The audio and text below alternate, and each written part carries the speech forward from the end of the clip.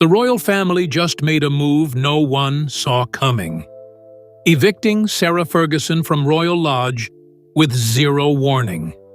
A private letter. No compromise. No ceremony. And behind palace doors? Tears, fury, and silence. This wasn't just about real estate.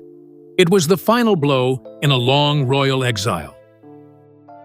The unexpected decision that shattered Sarah Ferguson.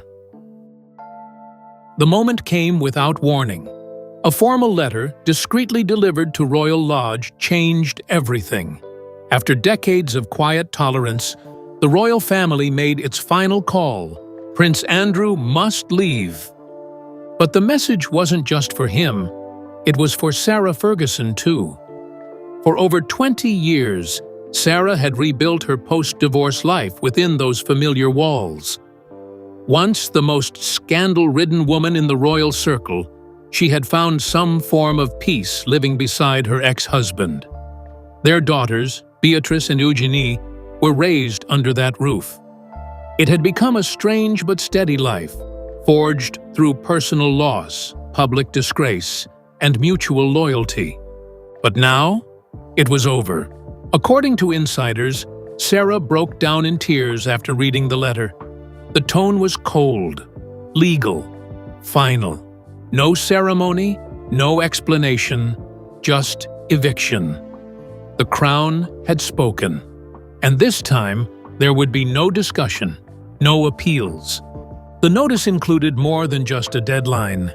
It came with a chilling addition, a strict gag clause. Both Andrew and Sarah were forbidden from ever publicly speaking about their life at Royal Lodge, or revealing any private royal affairs. No books, no interviews, no tell-all moments. For Sarah, this wasn't just about losing a home. It was about losing her identity. That house had sheltered her through humiliation, breast cancer recovery, and the long shadow of Andrew's scandals. She had poured herself into that home, turning it into a sanctuary. And now, with one envelope, she was being told to walk away quietly, as if she'd never existed. A friend close to Sarah said, she didn't expect to stay forever. But she never imagined she'd be pushed out like this. Sarah had long believed that her loyalty to the monarchy, her silence during Andrew's scandals, her devotion to family would count for something. She stood by Andrew when the world turned against him. But now, in the eyes of the Crown, she was just collateral damage.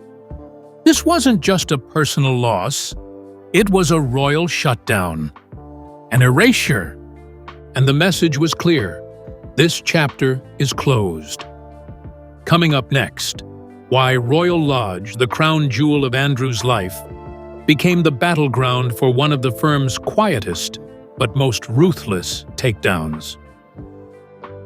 Royal Lodge, the Crown's quiet battlefield. To the public, Royal Lodge was a symbol of faded royalty, a stately mansion hidden behind Windsor's trees. But to the palace, it had become something else entirely, a problem. Since moving in back in 2004, Prince Andrew had treated the 30-room estate as his personal kingdom. The lease was long, 75 years, and unusually generous.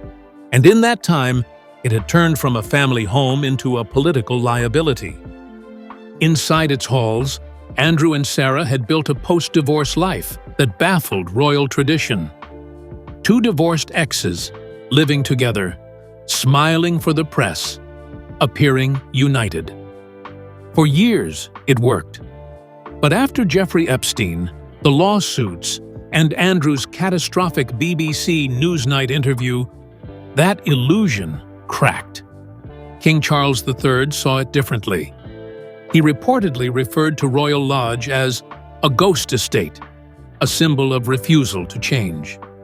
In private meetings, Charles and senior advisors agreed. As long as Andrew lived there, the monarchy's past scandals remained parked on royal land. Sarah had turned the property into her own private refuge. After decades of being hounded by the press and shunned from royal engagements, Royal Lodge was the one place she could call her own. She hosted friends there, filmed content, healed from her cancer treatment, and tried to stay out of the headlines.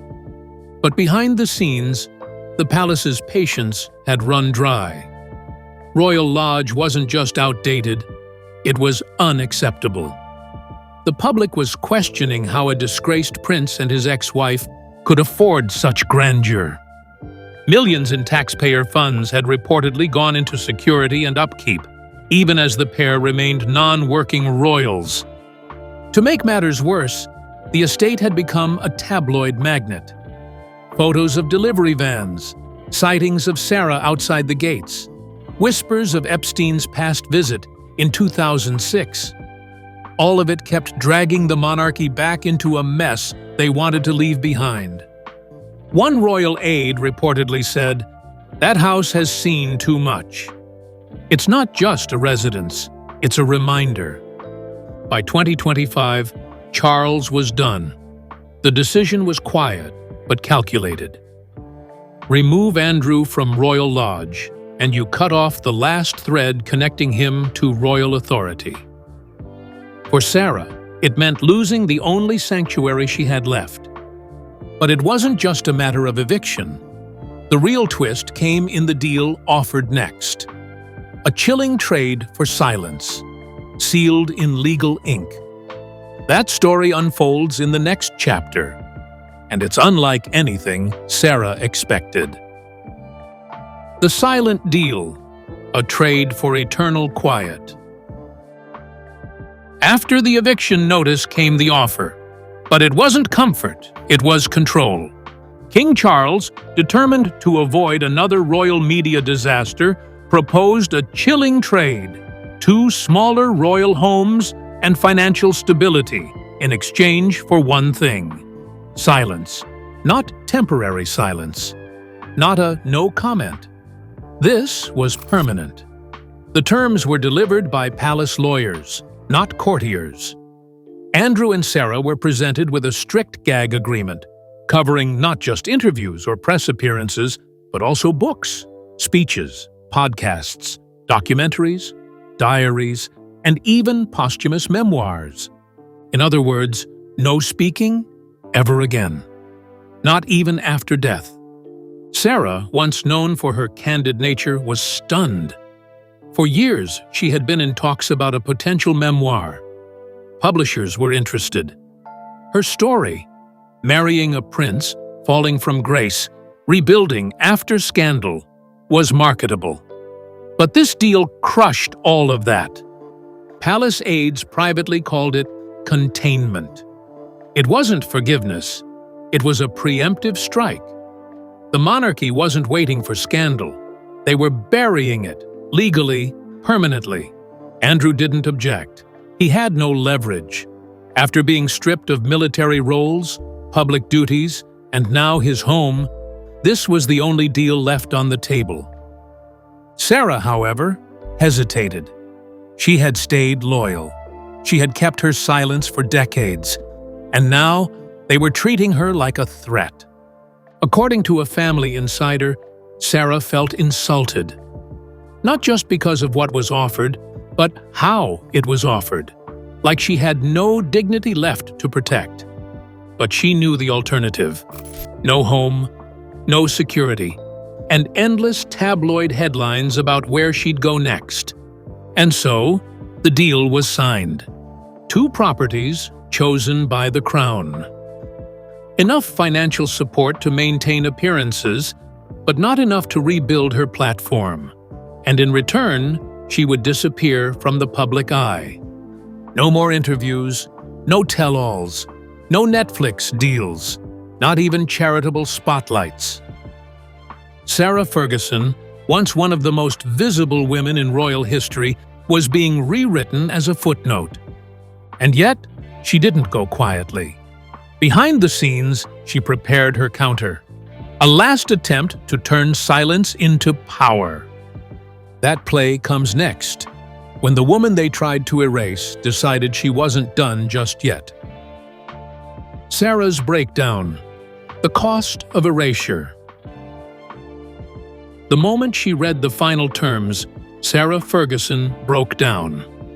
Not in front of staff, not in front of Andrew, but alone, behind the closed doors of the bedroom she'd called her own for 20 years. One palace insider said the letter was clinical, almost cruel. No affection, no thanks, no acknowledgement of everything she'd endured. Just hard lines, strict rules, and zero flexibility. For a woman who had been seated next to Queen Elizabeth II, who had once stood on palace balconies waving to the crowds, it felt like a full erasure. And she knew what this meant. With the Royal Lodge lost and the gag agreement in place, her story would no longer be hers to tell. The pain wasn't just financial, it was personal. Royal Lodge was the last place where her name still meant something, a home where she raised her daughters, a retreat she transformed into a haven after her scandals, surgeries, and spiritual rebuild. Now, she was being asked to pack it up like a tenant. She reportedly told a close friend, "It's not just a house. It's who I became after everything fell apart." And it wasn't only the property, it was the silencing. Sarah had long envisioned telling her truth, on her own terms, maybe in a memoir, maybe in interviews, but always her voice. This deal, it erased her voice, even letters, journals, and private emails, all subject to palace oversight. Diaries would be sealed, family photos locked, and any unauthorized disclosure could result in legal consequences. To her, this wasn't protection. This was punishment. It was a devastating moment for someone who had lived on the edge of the royal world for decades, never fully in, never fully out. Now, finally, she was out. Officially. Permanently. As she began to pack her belongings, one staff member said they heard her whisper to herself, "They've taken everything." The monarchy had moved to protect itself, but in doing so, they may have broken the only person who never betrayed them. Up next, the question on everyone's mind: why now? What pushed Charles to strike with such precision? And why was Camilla allegedly the one driving it? The king's ruthless move. Why Charles acted now. The eviction of Prince Andrew wasn't sudden. It was strategic, calculated, and brutally timed. For King Charles, this was never just about scandal. It was about survival. By 2024, the monarchy was under intense pressure. Public trust was wearing thin. Media scrutiny had exploded. Royal finances were questioned in Parliament, and the Epstein stain refused to fade. Charles knew the monarchy couldn't carry its past into the future. The window to act was small, and the message had to be loud. Insiders say this was the king's clean house moment, and Andrew was first on the list. Royal Lodge, with its 30 rooms, luxury gardens, and years of controversy, had become a symbol of resistance. Charles saw it as the final nail in the coffin of public patience. To the world, it looked like a disgraced prince still living in royal comfort, and Charles had had enough. A palace aide revealed, "The king said we couldn't have this hanging over William's future." Behind the scenes, Queen Camilla reportedly pushed hard. Her words? "No more warnings. No more leniency." The decision was locked in. Legal advisors were brought in. Even government ministers were consulted to make sure everything had constitutional teeth. It had to be more than personal. It had to be bulletproof. The official letters were cold and final. Sarah and Andrew weren't just losing a home, they were losing their last tie to institutional relevance. Sarah was devastated. She had believed discretion and loyalty would protect her. But Charles made it clear. This wasn't personal anymore. It was reputation over relation. One royal insider said it best. Charles didn't act with anger. He acted with intent. The monarchy had made its move. But Andrew wasn't done yet. What came next was a final attempt at mercy, a face-off only brothers could have, behind royal doors. Face-off at Clarence House, Andrew versus Charles. Prince Andrew arrived at Clarence House carrying papers, arguments, and desperation. This wasn't a casual chat. This was his last shot. He met King Charles behind closed doors, hoping for compassion. What he got was a verdict. Andrew began by pleading, "I've spent millions renovating Royal Lodge. I've done everything asked of me." But Charles didn't budge.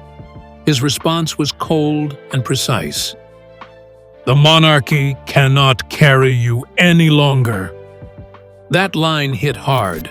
Andrew tried again. "Why not forgive me like they forgave you?" A veiled shot at Charles's own scandals from the past. But the king shut it down. "Because I learned from mine." It was the moment Andrew realized this wasn't a negotiation, it was a sentence. He argued about his 75-year lease, the millions he invested, and his loyalty to the crown. But Charles wasn't moved. For him, this was about the bigger picture, the institution, the public, the legacy. Insiders say the entire meeting lasted less than an hour, but it changed everything. A royal aide said, "It wasn't a conversation. It was a decision being delivered." When Andrew walked out, the final process was already underway. The lawyers had the documents ready. The gag orders were being drawn, and Royal Lodge's fate was sealed. For Andrew, the face-off at Clarence House confirmed the truth. Royalty without relevance is just a title, and his was gone. Up next, Sarah's surprise move, how she took the silence they demanded and tried to turn it into leverage. Sarah's counter-move from victim to negotiator. When the final blow came, eviction from Royal Lodge, the loss of any royal standing, and a quiet banishment from public life, everyone assumed Sarah Ferguson would retreat in tears. After all, this was her last connection to a world she had fought so hard to remain part of. But what no one expected was what happened next. As Prince Andrew fell apart, shouting, fuming, pacing behind Royal Lodge's shuttered windows, Sarah stayed calm. According to palace insiders, she looked him straight in the eye and said, "If he wants us gone, we make it worth it." That single line flipped the script. Sarah Ferguson, once the scandal-ridden Duchess mocked by tabloids, repositioned herself overnight. Not as a discarded royal relic, but as a strategic negotiator. If the palace wanted silence, she would give it, but only on her terms. No memoirs, no interviews, no diary leaks or posthumous tell-alls. But in return, she wanted it all spelled out. A private home, lifetime financial security, protection from press intrusion, and most importantly, legal control over her own narrative. It was a stunning reversal. One palace aide described the moment as a checkmate move no one saw coming. "She turned their threat into her leverage," he added. "They demanded silence. She demanded compensation." King Charles III was reportedly rattled. He had underestimated her. Sarah had spent 2 decades inside Royal Lodge, quietly observing, listening, noting everything. Conversations, secrets, family tensions. She knew things that could devastate the monarchy if ever made public. Charles paused. The risk of her going rogue was far too great. As one senior advisor put it, if she wanted to, she could bring the roof down. So the palace gave in, drafting a tightly controlled agreement that gave Sarah her own residence, access to private funds, not public ones, and a permanent silence clause. In exchange, she agreed to disappear from the royal spotlight entirely. But even as the ink was drying, not everyone was on board. Word of the deal reached another powerful voice in the palace, Queen Camilla, and her reaction would ignite a battle that shook the palace to its core. Camilla's fury, the Queen's battle over generosity. When Queen Camilla learned about the private compensation deal being quietly negotiated with Sarah Ferguson, she exploded behind closed doors. According to palace insiders, she slammed her hand on the briefing table and snapped, "We are not paying them to behave." This wasn't just irritation. It was fury from a queen who had spent years rebuilding the monarchy's image alongside King Charles III. To Camilla, Sarah and Andrew represented everything the modern royal era was trying to leave behind. Reckless behavior, scandal, and embarrassment tied to privilege with no accountability. She had tolerated their presence at the fringes, but this, a financial settlement in exchange for silence, crossed a line. Camilla viewed it as rewarding bad behavior and feared it would send the wrong message to both the public and the press.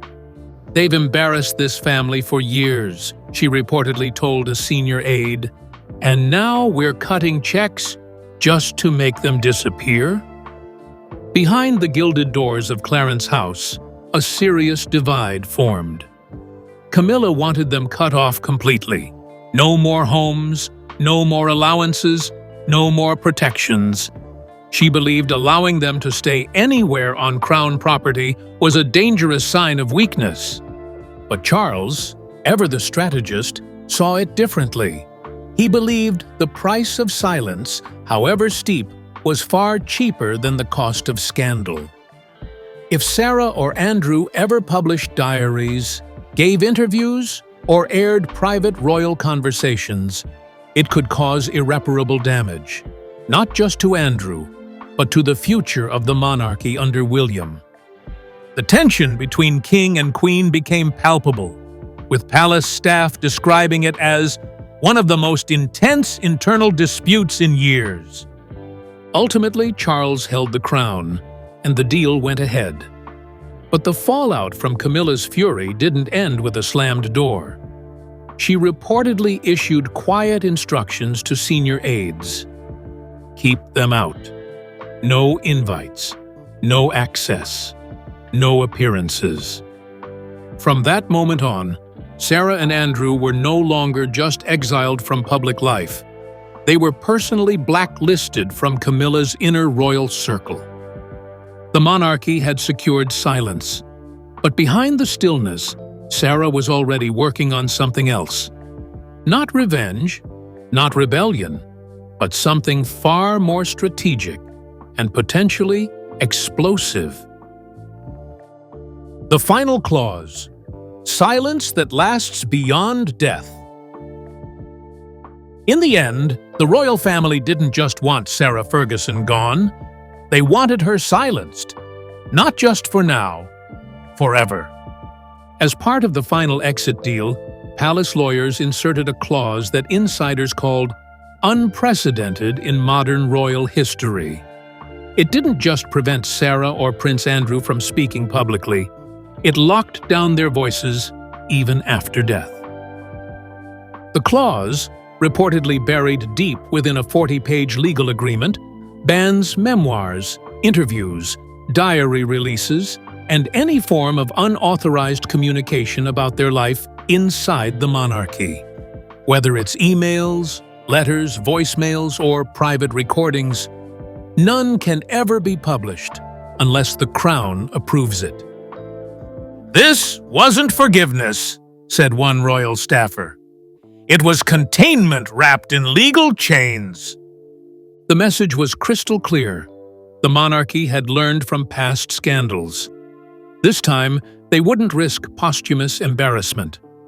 Sarah Ferguson, a woman once known for her outspokenness, was now bound in permanent royal silence. And yet, it may already be too late.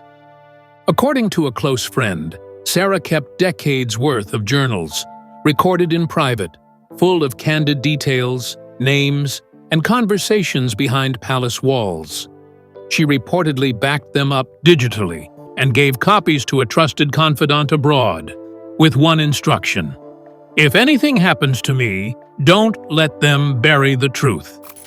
That revelation has triggered fresh anxiety inside Buckingham Palace. One senior aide confessed privately, "We've locked the doors, but we don't know if we've silenced the story." There's growing fear that this carefully engineered quiet might be temporary, not permanent, and that somewhere out there, a record of what really happened, from the breakdown with Andrew to private royal meetings to Charles's final orders, is waiting to explode. The royal family got what they wanted on paper, but behind the velvet curtains, they know the truth isn't as easy to erase. Because while silence may have been signed into law, secrets don't stay buried forever. And just as the ink dried on the last page of that deal, the next chapter began. The lights inside Royal Lodge went dark, and with them, a royal era faded into shadow, but not into peace. The day Royal Lodge went dark. It happened without a single flash of a camera. No press, no formal farewell, no royal goodbye, just silence. After nearly 2 decades, Sarah Ferguson began packing the life she had clung to. Room by room, memory by memory, inside the towering walls of Royal Lodge, the one place that had sheltered her since her public fall from grace. The once lively estate on the Windsor grounds, where family photos were taken, private chats held, and scandals quietly endured, had turned into a vacant shell. Security patrols were cut back, staff dismissed, the manicured gardens left to overgrow, the great windows, once open to the light, now covered in thick drapes. A home slowly being erased from the royal landscape. Insiders say Sarah lingered in every corner. She walked barefoot through the drawing room where she once sat beside Queen Elizabeth II. She paused by the front staircase, where she had watched Beatrice and Eugenie grow up. Every hallway echoed with memories and regret. As the moving vans pulled away, she reportedly turned for one last look, eyes misted, shoulders heavy. And just before she locked the front door, she whispered into the empty air, "They've taken everything, but I still have my memory." To the public, it may have looked like any other royal relocation. But those close to the family knew the truth. This was the end of an era, the quiet collapse of the once lauded image of the happiest divorced couple. What began as a symbol of loyalty beyond divorce had unraveled into a strange, broken arrangement. And now, even that had been wiped clean.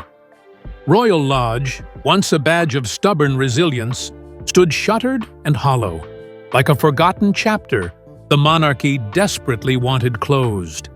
But even as the crown turned the page, one truth remained. Removing someone from a house doesn't remove them from history.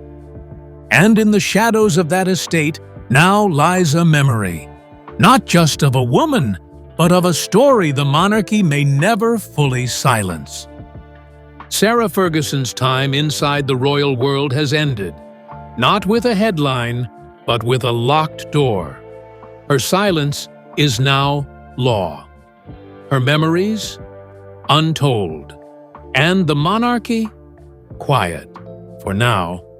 But behind that silence may lie secrets too powerful to stay buried. The question is, will they ever be revealed?